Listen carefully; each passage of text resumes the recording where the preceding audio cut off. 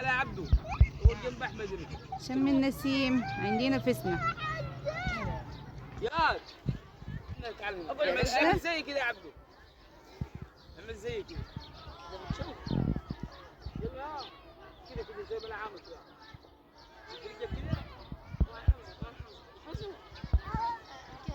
على خزان اسنا احلى شم النسيم.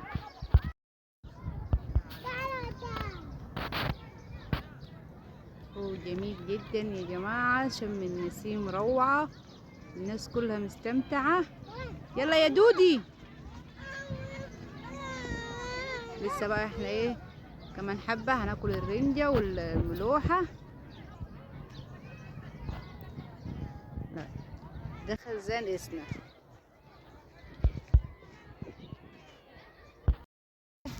هنبتدي. هذا شغلنا شم النسيم.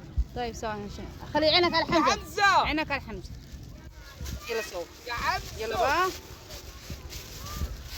زي ما انتم شايفين. ما تتكلمش، انا مش هكتب مصروف، هنزل الفيديو زي ما هو كده. لا مش خد يا حمزة. ايه؟ لا انت قلت خد يا بابا، قال خد يا حمزة. طب ايه في مش مشكلة. لا ما احنا فرحنا بس يا بابا. انا هكتبه. يلا يلا. وادي الملوحة. لا دي مش ملوحة، ده بصل. استنى بس. نزل الفضايح دي. بالراحة. ايه اللي بوظها؟ هات رنجة. بس مدة بس مدة. ملوحة ده فسيخ. صار شو ساعات اصلا النهارده. دي امبارح طول اليوم كانت على ساعة قسم ده. ملوحة ورنجة. دي تونة عشان مش كله بيحب الملوحة. ساعة قسم دي يا ماما.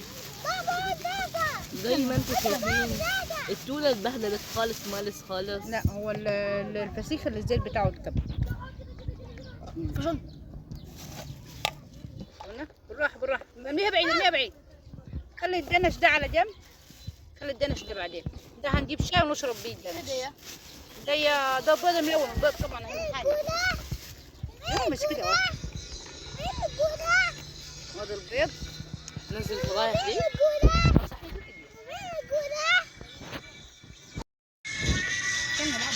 بابا تتخش فيها مرة واحدة.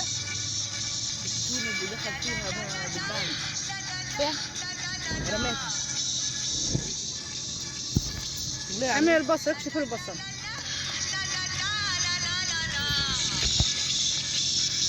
وش ده؟ طلع العيش الشمس بتاعنا. هتجيبه يا حمزة انت. بابا استنى بقى. مودة. خليهم يعني. مرة واحدة يا ماما. ده كده الرنجة، الفسيخ، البيض الملون، التونة، البطاطس المحمرة، بصل بليمون.